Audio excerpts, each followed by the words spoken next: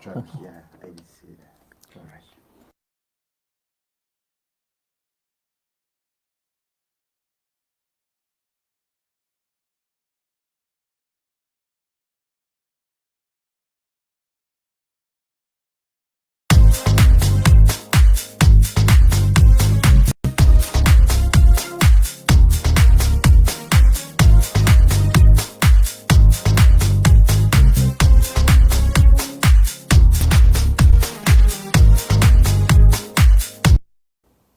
Hey, good evening, people of the Cape Flats. Mense van die Kaapse vlakte, hoop het gaan goed saam met julle. Tonight we have a very special broadcast that is dedicated to the formal and informal trading businesses in Cape Town. And we've got the right people in the studio. That's the main thing, is as long as we have the right people. But tonight it's not about me, it's about your stories, about your challenges and what it is you guys want to know. So feel free to post questions. I'll go through the feeds and see what questions you have. But I want to introduce my guests tonight. They can introduce themselves. Very well known, very busy people that is known for making an impact in the business communities. And I always thought that Alderman Vos was in the travel and tourism until I heard one day said he's actually doing both. But I think both is very vital because it do contribute to the economy. And Cape Town's economy is very important because that's how we create jobs. Without any further ado, I've got two gentlemen with me and they can introduce themselves. Good evening, gentlemen, and welcome to Cape Flats Stories. You want to go first? Yes, thanks. My name is Cyril Lehana. I'm the acting chairperson of NITASA. Yes, I'm here to come to represent our people here, the informal sector. And you are from Johannesburg, officially living now in Cape Town? In Cape Town, yes. So you're a Cape Townian, you see? Ja, ek is bly hier van 1970. Okay, Ja, 1970. dit is ja. So, Alderman? Wonderful. Good evening, Cyril and Stan. Thanks for having me. It's really great to be with you. Goeienaand aan al die kykers hier op die Cape Flats Stories. Dis baie lekker om hier te kuier saam met julle en baie dankie vir die uitnodiging.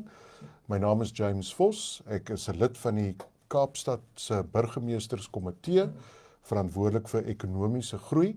So my portfolio covers tourism, travel, trade, business, public trading, investment. So I've got the privilege to oversee Cape Town's economic growth mission. And I think it's one of the coolest jobs in one of the coolest cities, but a job that comes with a big responsibility. So I need to make sure that with private sector, with citizens, we drive economic growth that's inclusive and that's meaningful to our people and to our communities. Awesome. Alderman, and the challenges, you have a lot of challenges. There is a lot of good things happening, but I think the challenges is also what we want to talk about and how we can build a bridge, to connect communities to each other and also lessen out the challenges. But before I go ahead, Cyril, you are here on behalf of NITASA. Yes. And there's quite a few challenges in informal trading. What is the biggest challenge? I know that we spoke about recently, a few months ago with Ms. Miller on the tobacco trade and how it affects our communities. And maybe you can just talk more about that and then we can delve into that a bit later on. all right. We have a lot of challenges, not a few challenges. Yeah. But now I will elaborate now on the tobacco bill, which it might not only affect the small businesses, even the big industries, because there are a lot of people of a small businesses which are depending on this selling of cigarette. Now, what do we request is when the government, they come to bring the rules, they mustn't bring the rules which they can bring poverty and starvation. Let they try to build the rules which can cater even these small businesses and the big businesses. I just make an example. We wanted this loose cigarette to be stopped to be selling. But I make example about COVID time. COVID time, there was no smoking, no drinking. But the government couldn't have stopped it because now it was like now they are empowering the illegal selling of cigarette and liquor. Now, let's consider that. Let's bring something which can let our people to stay with no job, and most of the time our leaders in the parliament, Mr. President and them, they are always talking about empowerment, small business empowerment. Now let's not contradict ourselves talking about this, and after all we do this which can affect the rest of the people. You can't teach somebody to catch the fish. He will catch the fish and eating it. After all, you say, no, you can eat it, but don't catch it. You say, now I will ask, please, let's recheck that thing so that it mustn't affect the small businesses and the big businesses. It won't. There will be a lot of people which will stay with no job. We talk immediately when it comes to that, a lot of factories gonna be closed of cigarette. Alderman, you are aware of the tobacco bill and what it implements. It is something that national government wants to implement.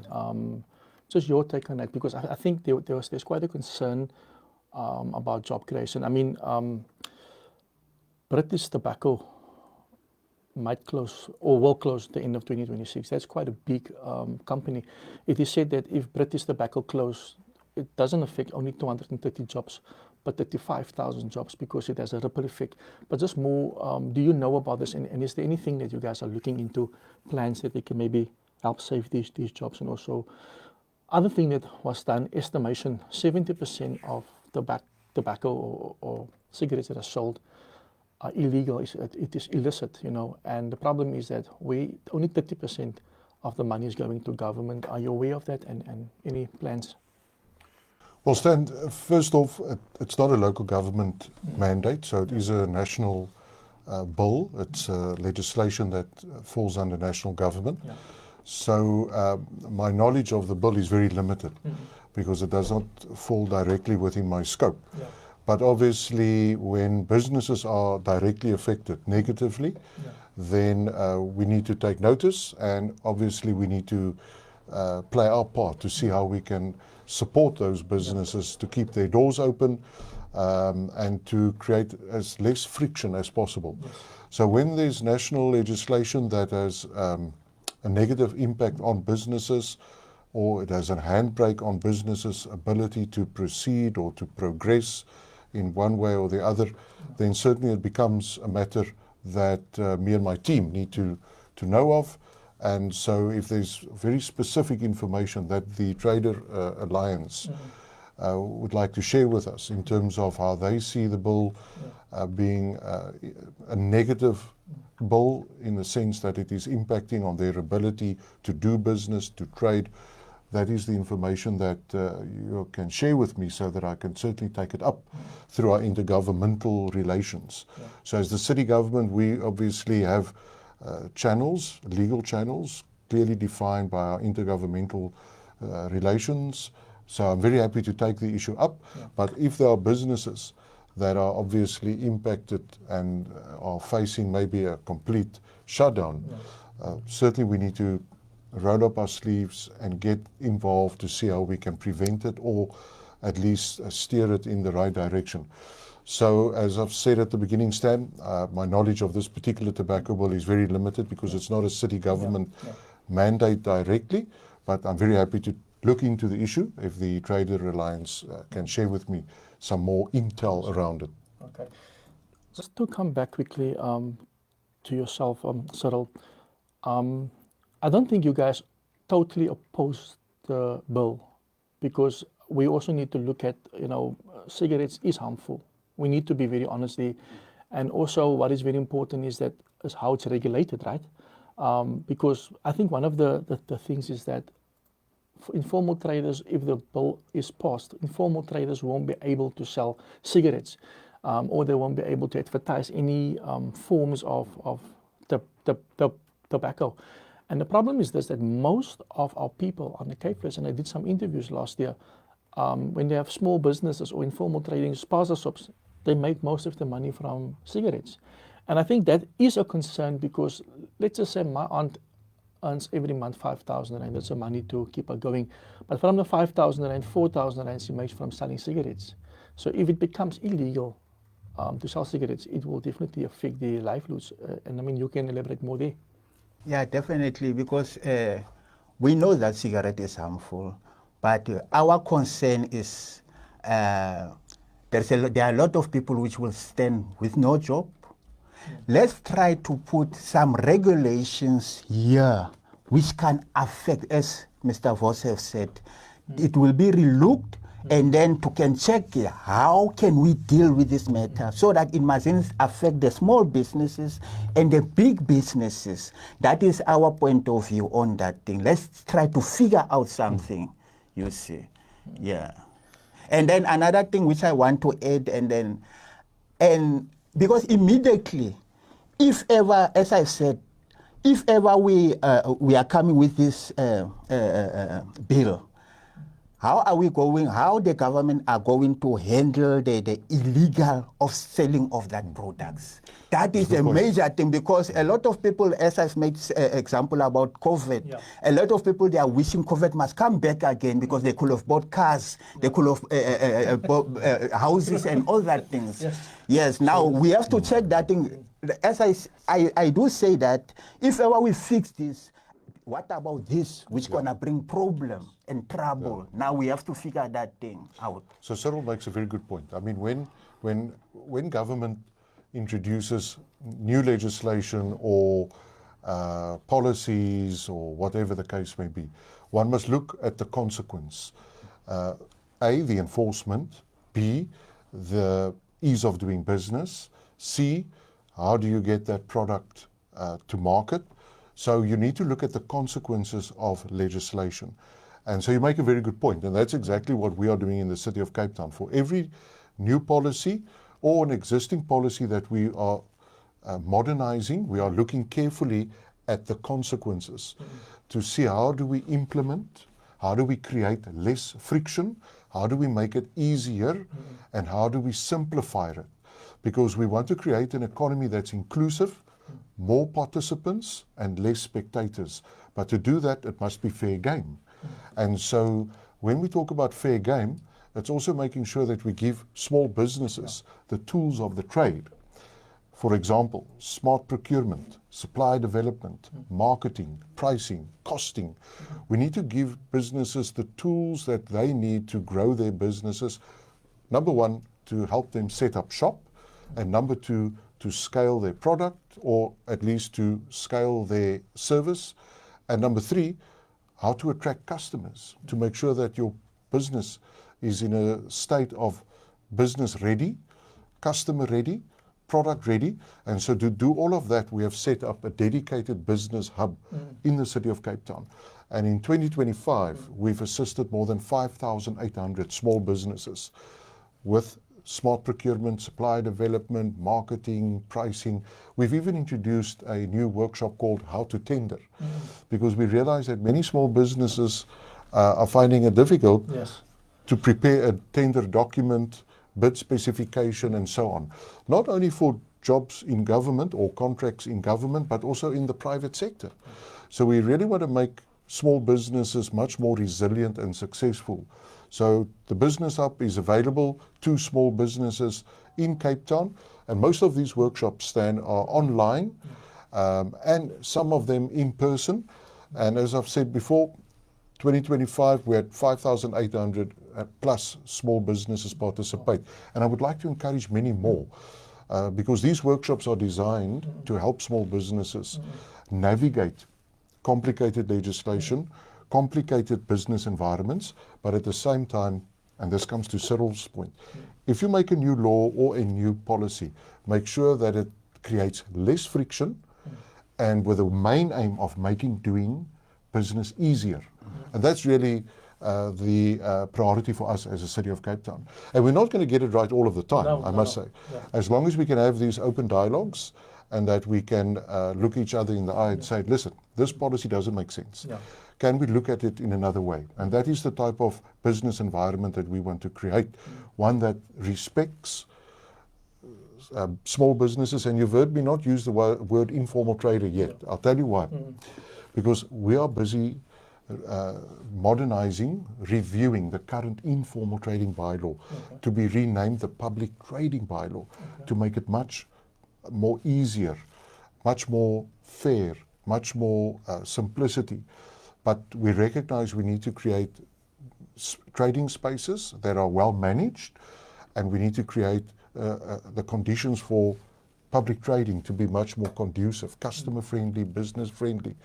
And that's why I think we need to just do a little bit of a mind shift. We mustn't continuously look at businesses that are doing business in public spaces as an informal trader. It's a public trader. They are trading in spaces that are set up to make it more customer friendly, more dignified. So we really, from our side, we are going to embark on a process this year, Cyril, to modernize, review our public trading bylaw and our public trading policy to make it much more business friendly whilst managing our public trading spaces better, because we don't want to create contestation and congestion amongst traders. We want to make it much better. And on top of that, we also want to introduce more market spaces where public trading can happen in a way that makes more business sense for the trader and for the customer, because those areas need to be well managed, inviting. So we still have a long way to go, and we've got a few examples. Masipumelele, Bo-Kaap, Mitchells Plain, Gatesville, where we are introducing Bellville, many of these new concepts in consultation with traders, because it's ultimately spaces where they will conduct their business from. And so we really want to try our best to turn the ship around and to create much more dignified public trading in Cape Town.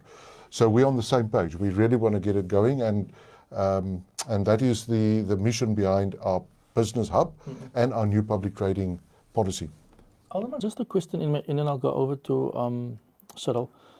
I saw a video clip today where some of the ladies at the flower sellers in Cape Town.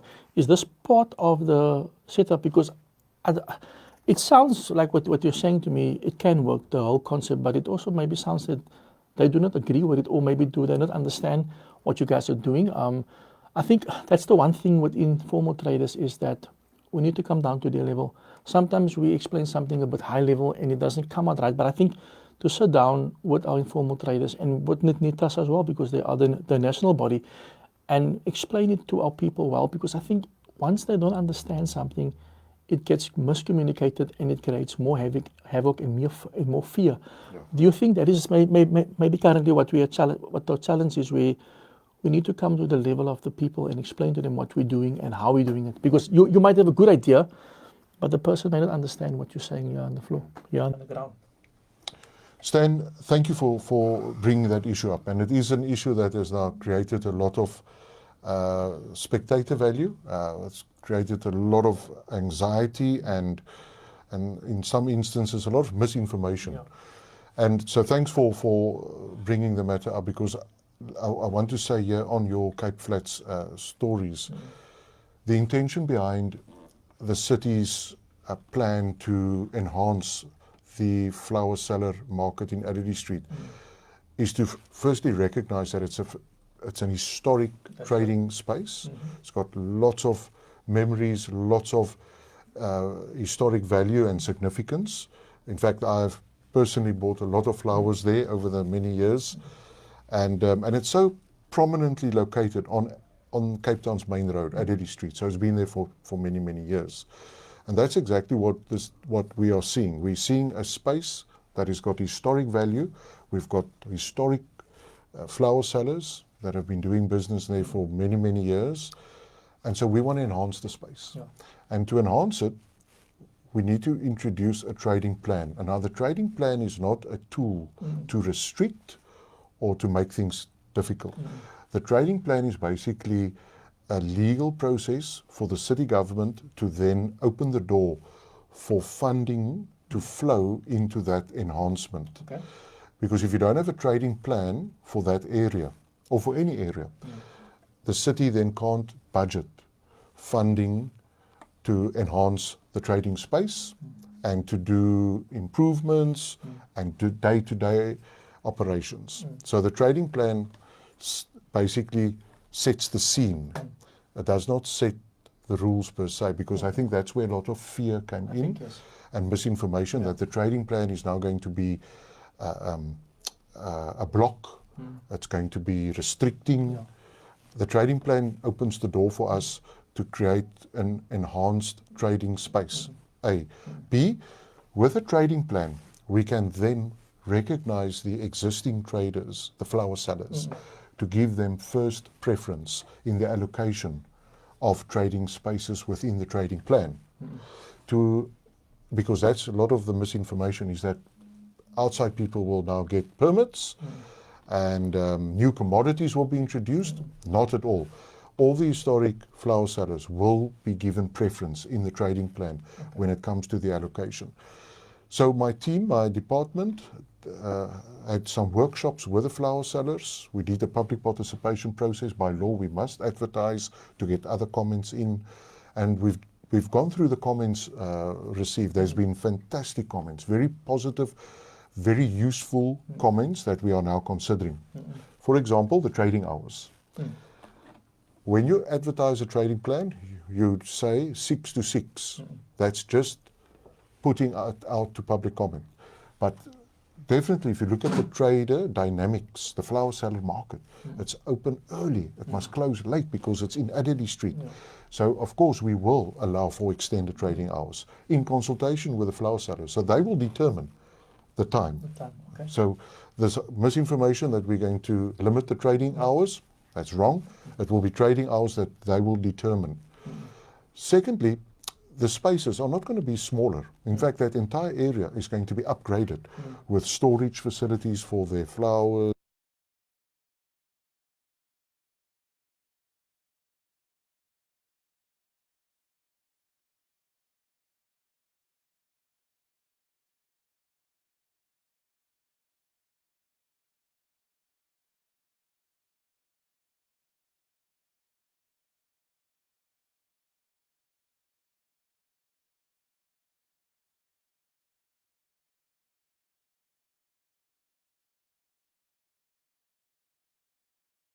The designs also on the city's website, and the designs have been workshopped with the flower sellers.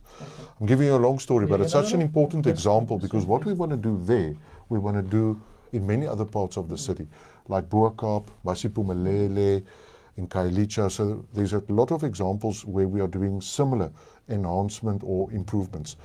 But we definitely want to make sure that the flower sellers are felt heard and recognized in this process. And I'm very sad to say that what I've seen in the media is a complete opposite. And I want to set the record straight. What we want to do there is to make sure that the flower sellers have a market that they can feel proud of, that Cape Townians and visitors can feel proud of. And so to get to that point, you need a trading plan. So the trading plan is not a block or a restriction. It is simply opening the door for us then to allow funding to enhance the space. And so I've now already mentioned that the space will include all of these additional features to make it much more better for trading for the flower sellers. I've addressed the hours of operation. And so these are the type of enhancements that we want to see on the space. And so there will be continuous conversations. We're not stopping the dialogue with the flower sellers. The officials in the department will continue engaging with the flower sellers because we want to take them with us. We want them to see our intentions are to create a much better trading environment. And then, who knows, in the future, they could even become the market operator. Then they can completely operate this market because that's what we want. We want many more market operators to enter the space, to run markets. Because, let's face it, municipalities are not experts in running markets. It's not our core function. Our job is to create spaces, to create the right conditions, to have private sector, yourselves, because you are private sector, you are businesses. Whether you're small or big, you are a private sector partner, to come into those spaces and then to run it to the best of your ability, because you know what your customers want, you know what will work best for the market, and that's really the objective. So I think over time, I think the flower sellers will see our intentions are absolutely genuine, That's why we've called a meeting earlier this week when the public participation came to an end, to go through all of the comments, to see which ones will work, which ones we still need to think about. But I can tell you what the flower sellers want is a enhanced space, and that is what we want to give them. But we need to meet each other halfway. And that is unfortunate that there's been some misinformation, but I'm hoping that in the coming weeks things will settle and they'll see from the draft plan that it's in their best interest and in the city, because then it's a win-win. Because you can also then make the space much more accessible from the road, because there's a lot of congestion on that road in the front. So we want to make it much more inviting with walkways where customers can come in and view all of the flower the flower displays. And so so thanks for raising it, Stan. I think that is very important, because I've watched a few videos, people saying it to me. I didn't want to get into it because I don't want to spread information that is not true. That's why I said it early on, and I wanted to hear from you. But I think also maybe you had some concerns there as well. All right. Me, I would like that the officials, because we have a lot of problems even that side, sitting on the table, agreeing about certain things. When the things have to happen, then it take another direction. What I will request, there's a good reason for us to be here. Now let's take the hands together. As we are here national, we have a national body, we have a Western Cape body, we have the local bodies. Now let's take the hands together. When it comes to the final, certain things, when you need the NITASA, call us even to be there, to can see the things are happening, so that when the people ask us, then we know that we are part of this. Let's not be here for each other only when there is a certain moment. Let's take the things from now, because certain things we understand the people on the ground. You don't understand the people on the ground. We are representing them. We have to represent them to come to sit with you. Your plans, it might be great or what, but we must be part of it. Absolutely. That is what I'm requesting. Cyril, you make a very good point, and that's really the purpose behind our new public trading approach, is to make it much more inclusive, less friction, and I say that word often because I really don't want any policy that we put forward to become a handbrake. So dialogue is absolutely critical, because you, as public trading in the city, is very much part of Cape Town's economy. Very much part of it. And so on a quarterly basis, my Department of Economic Development and Investment has these sessions with the informal trading associations in Cape Town. Every quarter. They rotate at different venues, and those meetings are very, very worthwhile, because that's where we can discuss our future plans, current problems, so that as a city we know what are the things that's going wrong and where we need to improve. But at the same time, it's also a space where we can say as the city, listen guys, we need your support on these following things, because we are finding a lot of unpermitted traders causing problems in the system. And so I'm saying to people out there listening, unpermitted traders are causing difficulty for permitted traders, because permitted traders feel that it's unfair, that they've gone through the process to apply for their permit, they've got their bay or they've got their allocation in a certain market, and then you've got unpermitted traders that simply don't follow the rules. So those quarterly meetings with yourselves are crucial, because that's where we can really talk truth to power, where we can look each other in the eye and say, these are the things that's going well, these are the things that we need to still improve upon. And then, of course, we also need to address the elephant in the room, where we see a lot of things going wrong in certain parts of the city, where you've got illegal trading happening on spaces that is not earmarked for trading, because then it causes problems. The traffic department and the law enforcement department will come along and fine traders because they are trading in spaces that are not designated, and that also creates tension and problems down the line. And so that's why we are carefully looking through the lens of the trading plans across the city. Where can we create more trading spaces, more markets? I've got about 8 trading plans on my desk that the officials are busy preparing for me to look at, and those are situated across the city. And in each one of those trading plans, we carefully look at the space allocation. I'm always saying we need to increase. But if some trading places are not making business sense, then we must close them, and we look at trading spaces that makes business sense. Because there's no use demarcating a space and there's no footfall. Yes. You need a space that is in the right place, A, where there's customers, and B, where the traffic department and the roads department says it's fine. It's not obstructing traffic, it's not dangerous for customer or for trader. That area is fine. So my department will go through all of those analysis to make sure that we get as many people on board in the process.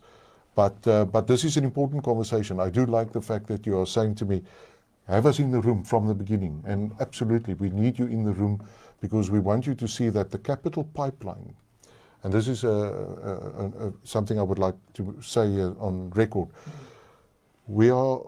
because we're building new markets and fixing existing markets with city budget. And so we have what we call a capital pipeline. And to build that capital pipeline with more money, to build more markets, more roofing, more trading stands, more lights and so on, because you want the areas to look good. That capital pipeline must go through consultation. Yes. Because I don't want to go build something if it doesn't make business sense for the public trading. All right. So Cyril, thank you for raising that. All right. Can I raise something about Paarl? Yes. That side of Paarl. We have a big problem about Lady Grey. The Lady Grey is a busy street there, whereby I hear the idea, fundamental idea. We have set it. We had, I think, was the 3rd of September. We had a meeting with the stakeholders. All they were there because of the planning of the Lady Grey. You are still part of that. Can I mention that? Can I? So this is elaborate? in Paarl, so it falls outside the City of Cape Town jurisdiction. All right. That Paarl I can't falls- raise that one. I'm happy to listen because I can always learn something new from what's All right. happening in a neighboring area. All right. This is now the Drakensberg municipality. Yeah, no, that's why I was raising it. I thought that you can make something about that one too, that thing. But if ever you are only focusing this side, But what's the challenge there? No, I the would like to hear. Let challenges, me hear. Yeah, let's go for the it. challenges there is like we came to certain agreement because there's gonna be development there, and suddenly there was they wanted to take the traders with a force there. We fought until we came to the agreement. We have to be a part of the development there, and then there were some agreements there. Then when there were things which the development was supposed to take place from September, I've asked me myself, because I took all the minutes, that when the project have to end, and they said March, the 30th of March. But nothing has took place now. Now, the way the same system which they are making there of stopping the traders, not to give them immediate permit and what they are taking place there. Do you understand? Which is now, what do we have to think about? Which means they want to really get rid of the traders, which is wrong. Yeah. You see, we have to be the part of the development. Absolutely. Do you understand? We can't come to the certain agreements. That's why I say, I did mention firstly, when we come to the agreements, like here, we are in the table now. Certain plans, we are setting up the things, planning this and that. But suddenly, this one can't take. Even me, when we are agreeing upon something, then Nitasa takes something to that direction. You're gonna say these people, they are unprofessional. You see. And another thing is about the law enforcement. I can hear about this one, they are not trading. This one, they are paying permit. This one, they are not paying permit. But whose job is that one? It's the law enforcement. We have a big problem there with the law enforcement. They did call the meeting yesterday. I didn't go there. Because of what they are still wanting to do the things wrong. I said all the time that bring all the stakeholders in one table. The law enforcement, they were not there in that meeting. But they have to be there. Now, how are we going to deal with the matters when one of the stakeholders in there? Yeah. Do you understand? Yeah, now, yeah. that is such kind of thing. It's the same problem of here. I know certain places here in Cape Town, they have that problems. Okay. Now, it might be that side the problem, but we have to figure out to can avoid that because it's a Cape Town here, which we are talking about it. I have to come to check how to deal with that matters. Cyril raises an important point around how do you co-create and coexist public trade with the built environment.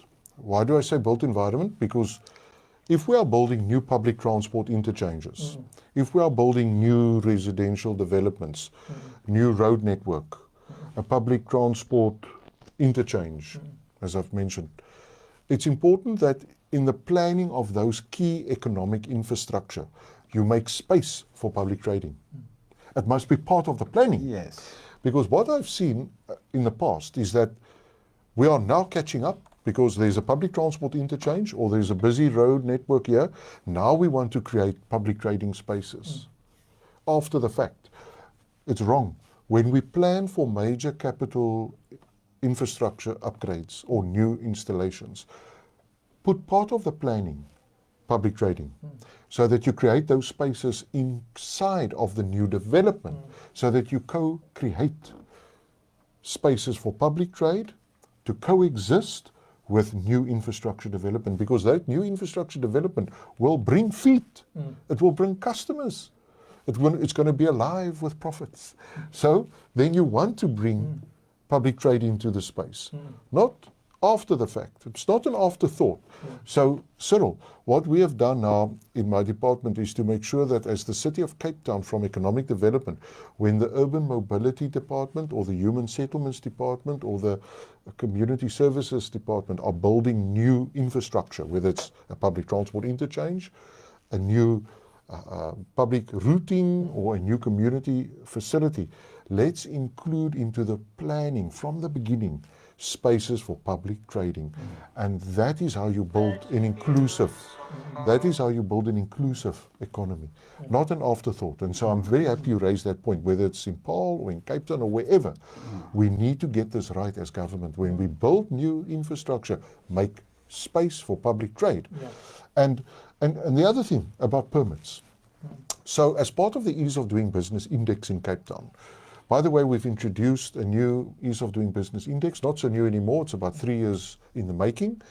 And since then, we have listed 10 business-facing indicators. Construction permits, business licenses, trading permits. There are 10 business-facing indicators, and each one of those indicators are attached to the number of days it will take to get the application through the system. And so my job is to make sure that all those indicators are reduced, because we want to get those applications through the system as quickly as possible, because for business, time is money. So if it takes too long for the construction permit, that development is standing still. If it takes too long for the land to be transferred, the development is standing still. And the same goes for business. Now, the good news is, public trading permits have taken way too long in Cape Town. And since we've introduced the Ease of Doing Business Index, we've managed to bring the number of days down. It was under 1 month, now it's under 20 days. And we'll keep on making it easier. But for informal traders or public trading, when you apply, you need to make sure that you also respond to the correspondence, because that's where the delay comes in. So when you apply, it works two ways. Make sure that you look at your email or come back to the office to make sure that the application is ready to be issued. But we have managed to bring it down to under 20 days, because we don't want to be a handbrake. We don't want to take too long to issue permits, because then traders will say, then I'm not applying. Because if you're taking too long, I've applied, but I'm not getting the permit through the system. I'm walking away. So we are doing everything we can, and we'll continue working at it to make sure that the issuing of permits becomes more modernized, much more easier, so that we don't frustrate and delay public trading. Because for public traders, delays mean less income. That's right. So we are really going to make sure we can get it more modernized and to make it much more easier. But I hope I do answer your first question around public trading spaces must not come as an afterthought. It must come as part of the planning. And so in the City of Cape Town's capital planning program, we have now built in a requirement that does that area lend itself for public spacing? If yes, it ticks the box, and then we must put money on the budget to incorporate trading spaces, roof structure to make it dignified and much more business friendly.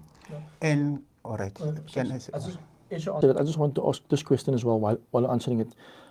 Do you think that informal traders don't comply in many cases? They don't apply for permits, and also the businesses unregistered. Do you think it can also become like a big challenge because now you have people trading illegally? They can work on a car, they can fix a car, they can sell flowers and stuff, but they're not legally there. You don't also think it's maybe also a challenge where we need to identify who's legally there and who's not? All right. You talk on the behalf of taking long of getting the permit. That your question is elaborate. Yeah. So what I'm saying is that how many of our informal traders are compliant? How many of them are really there with the paperwork? All right. Because I want to know also if they can apply for funding. Some of our people say that they don't get funding. It's because maybe they're not compliant. This is for national government and for local government. So is that something that you can maybe talk about? What do we as SANITAS? We are equipping the small businesses about understanding the business itself, because people from long era is like they were depending on from hand to mouth. That is, and then some of the time we are arranging like we are working with SETFA and what to come another for the funding. Yeah, to come to explain for them how the fundings works and what. And then what do we do again is we are helping them to register. We will come to say, all right, I want to register and what. We say, all right, go to do this and that, because we don't want to do everything for them, because for them to understand the business, they must know, all right, I'm going to that department. They said I must come to do this and that. After that, coming back to us, because registration is not only about CIPC. There's a lot. There is even the registration of by the municipality tender, becoming on database of the municipality and all that thing. Now we take them with a step by step to understand the business itself. And when you come to your question of asking that how many of us have, the rest have the permit. But now we are becoming frustrated because the municipalities are allowing those who don't have the permits, and they are trading in the places which they are not supposed to trade. Then it becomes our problem again, even affecting even those who are paying permits. I make only example about my permit is for here to sell here, but somebody is working with the things, taking my customer, the people who were supposed to come here, making more money, but he doesn't have a permit, but I'm having a permit. Now we have to have the strategy of how are we going to deal with such kind of a thing. Yeah. No, we need to do much more awareness. Yes. And workshop training. But I always say there's not a lot you can train a public trader, a trader, because they know what to do and how to do it. I mean, this is their core business. But the type of awareness and tools of the trade that we must make available is to make it much more easier to get the permit and to make it fair. Because Cyril has just touched on that point. So he's got his permit, he's trading in his demarcated space. Others are not, but they're getting footfall.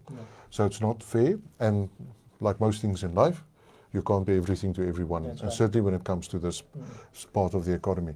So that's why we have to approach it with realities. And to do that, you need to make sure spaces are created, not bays.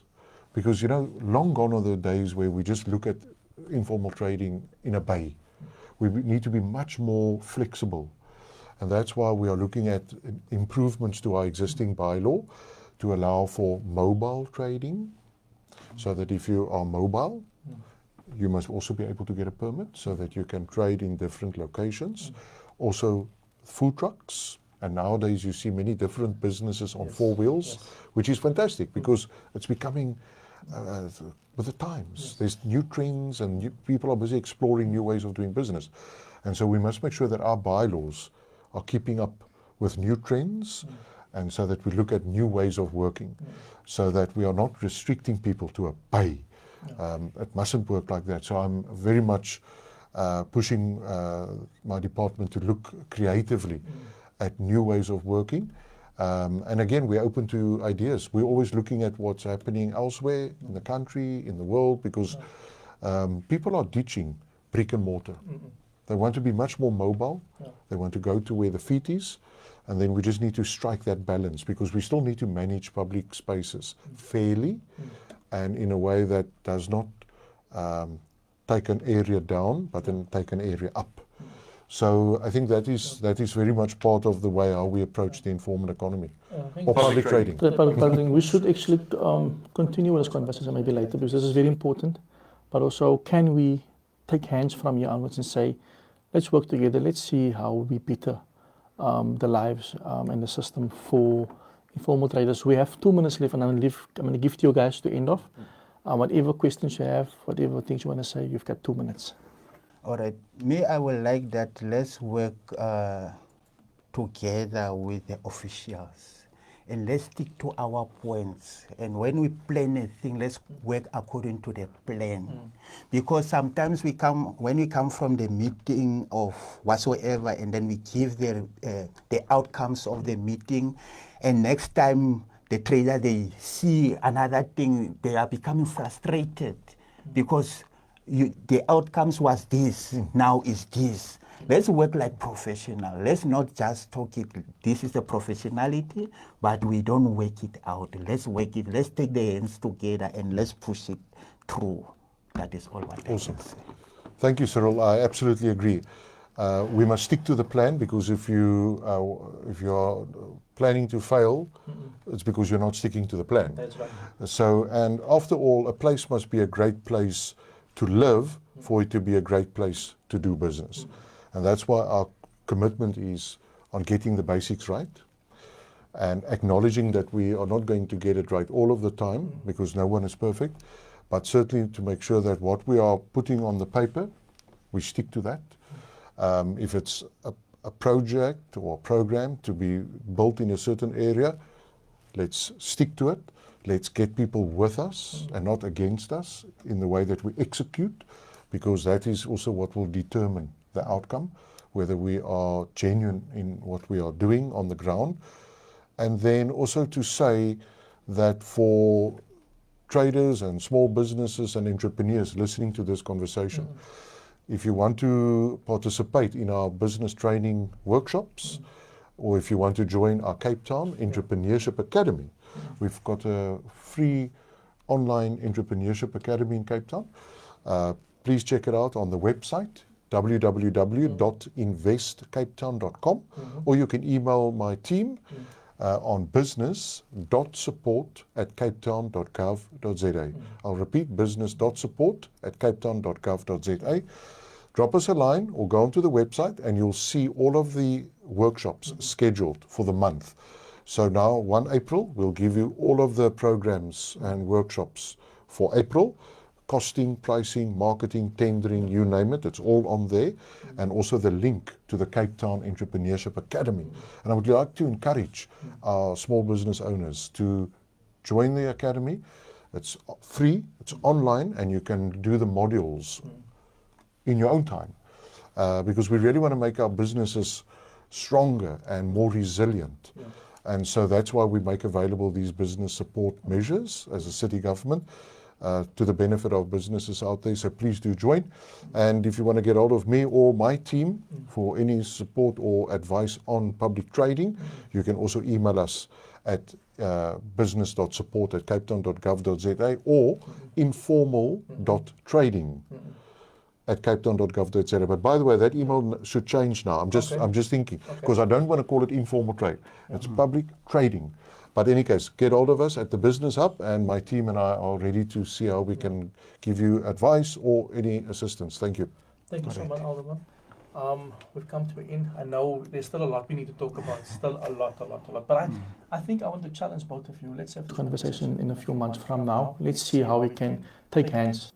Let it not only be another podcast or conversation, but let it be a start. People are struggling when it comes to small businesses or to informal traders. And I think with good support and with good relationships, we can definitely help those that actually need our help. So thank you so much, Alderman. Cyril, thank you so much. Cyril, thank you very much. And It's to our good meet viewers, you, eh? thank you so much. Any questions, send it to me. I will forward it to Alderman's office or to Cyril's office, Natasha, and to Alderman Force's office. Any questions, send it to me, and maybe we can then start the paper trail and also get your questions answered. Thank you so much, and be blessed and be safe. And today is the last day of fasting. So tomorrow you invite us for eat. We want to eat with you guys tomorrow. Yalala Barrancos. Lekker. Cheers. Thanks, Stan. Alderman, thank you so much. Thank you so much.